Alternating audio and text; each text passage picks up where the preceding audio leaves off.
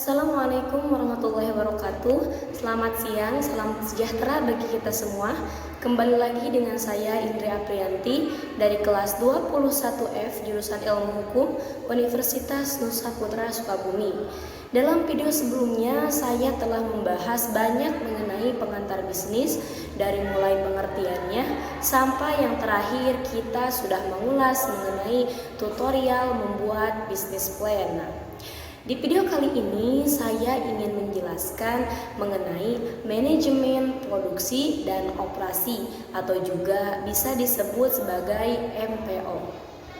Nah, yang pertama yaitu M atau manajemen, yaitu optimasi sumber daya dan bagaimana sumber daya itu dapat diolah menjadi sesuatu yang bermanfaat yang kita kenal dengan konsep efektif, efisien, dan produktif. Nah, kemudian P yaitu produksi, menunjukkan arti bahwa kita ingin membuat sesuatu dari yang tidak ada menjadi ada. Nah, dan yang terakhir yaitu O atau operasi, berbicara tentang operasi, maka kita berbicara mengenai pentingnya mekanisme. Nah, mekanisme ini bisa secara konvensional dan modern yang sering kita sebut sebagai metode. Nah, dalam metode ini ada 3 proses, yaitu yang pertama proses kontinu, yang kedua yaitu proses batch atau intermittent, dan yang ketiga yaitu proses special project.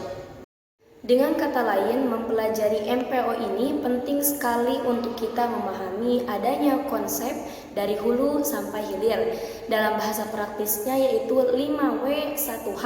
Dengan kata lain, manajemen produksi dan operasi adalah satu konsep yang utuh.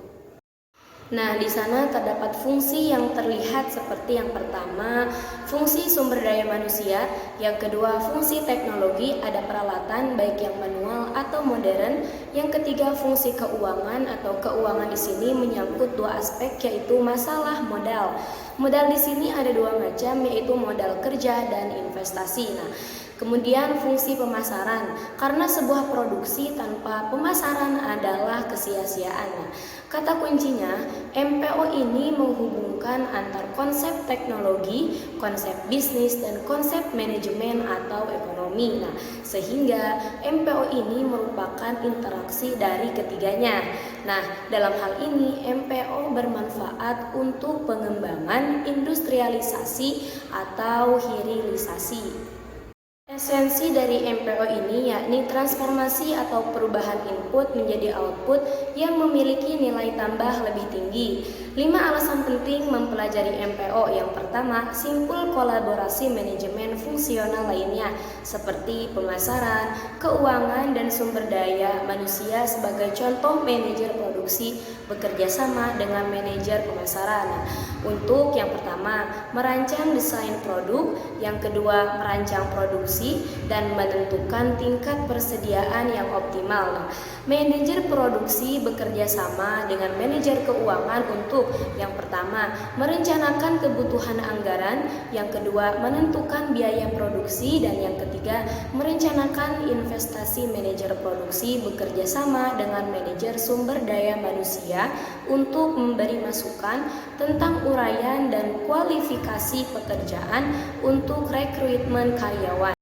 Alasan mempelajari MPO yang selanjutnya yaitu mayoritas biaya perusahaan menjadi tanggung jawab manajer produksi dan operasi. Nah, kemudian mayoritas aset perusahaan menjadi tanggung jawab manajer produksi dan operasi. Nah, dan yang keempat, lebih dari separuh rangkaian kegiatan inti aktivitas primer sebuah perusahaan atau organisasi, mulai dari pembelian bahan baku, bahkan produksi hingga distribusi, menjadi kewenangan dan tanggung jawab manajemen produksi dan operasi. Nah, dan yang kelima yaitu kepuasan pelanggan sebagai tujuan puncak sebuah organisasi, berakar atau bersumber dari quality, cost, delivery, dan sustainability.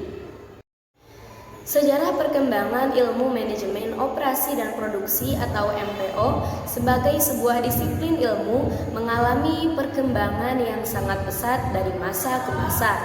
Di akhir abad ke-18, ketika revolusi industri pertama dimulai, ditandai dengan penemuan mesin tua dan penggunaan secara masif tenaga air maupun tenaga uap untuk mekanisasi produksi saat itu. Nah, disiplin manajemen produksi dan operasi lebih menekankan kepada efisiensi atau cost focus.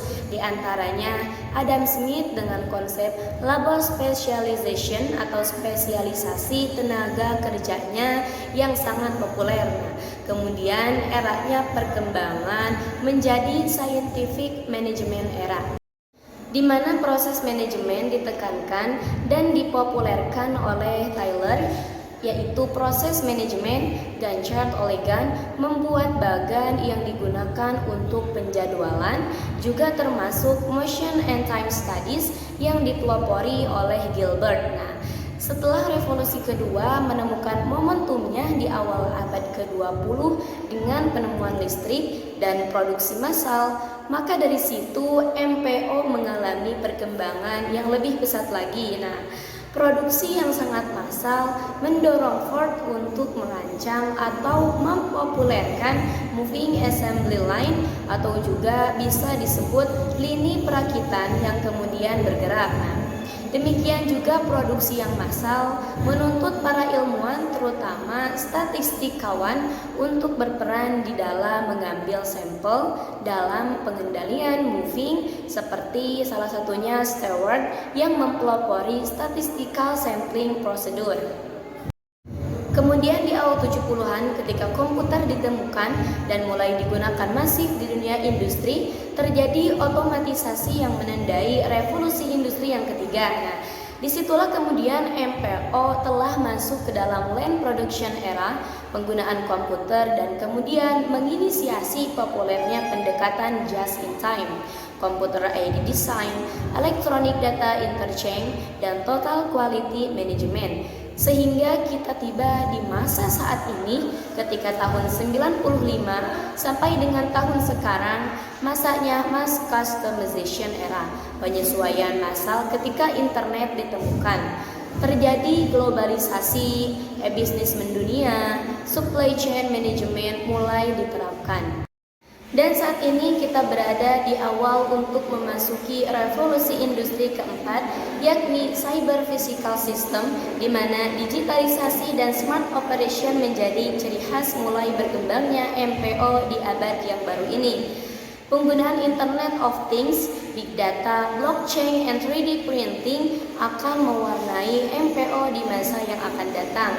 Dari sini kita bisa memperoleh tren perubahan pada disiplin manajemen produksi dan operasi dari yang awalnya berfokus pada lokal dan nasional, sekarang berfokus menjadi global.